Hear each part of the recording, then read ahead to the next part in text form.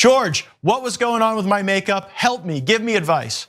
Matt Gaetz, let me tell you something. Highlighter is not for you. Stop highlighting the center of your face. It makes your eye very small and it gives you the glow, not the glow you think it gives you. But I have deep set eyes, George. How do I fix the deep set eyes? So it turns out that former Republican Congressman Matt Gaetz, who's now on television news, has enlisted the help of another former Republican congressman, and that's George Santos, to give him some pointers on his makeup routine. So this was during a talk on OAN where Matt Gaetz is now a host, I believe. And it raised some eyebrows, pun intended. So let's take a look at this still frame of Matt Gaetz, and you'll kind of get a sense of what George Santos was talking about in regard to the highlighter in the middle of his face. Although it doesn't look like highlighter to me, it actually looks like a lighter foundation or maybe a lighter shade of cover up under his eyes, which I agree is not a good look. You should probably avoid that. And as you can imagine, after he appeared that way, people did not hold back on clowning on him, including John Iadarola, our very own John Iadarola, who says, however much you might despise Matt Gaetz, his makeup person has you beat.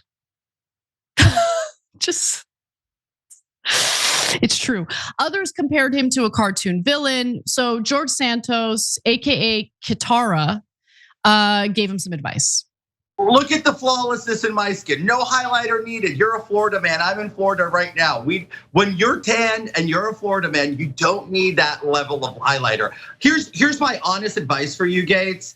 Here's what you need to do, Matt. You need to go buy yourself double wear foundation from Estee Lauder. Ambassador Ron Lauder would love to see that we're advertising his product, but it's definitely the best thing for us who do TV so that we look normal and we don't look like, I'm sorry, I really did. I was concerned when I saw the images. I thought you had botched Botox or something. Oof, botched Botox. All right, okay.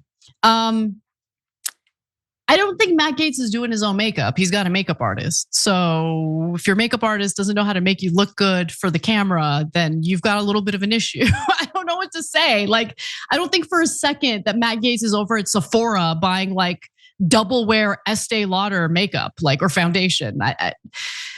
The makeup artist is doing him dirty. I don't know if it's on purpose or on accident, but I will allow it.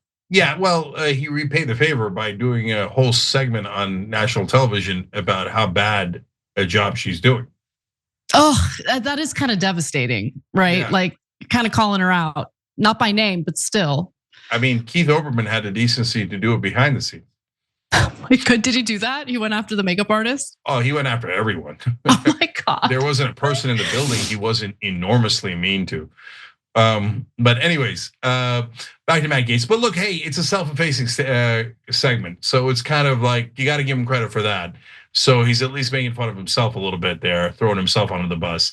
And you have George Santos giving you makeup advice. You're definitely throwing yourself under the bus. 100%.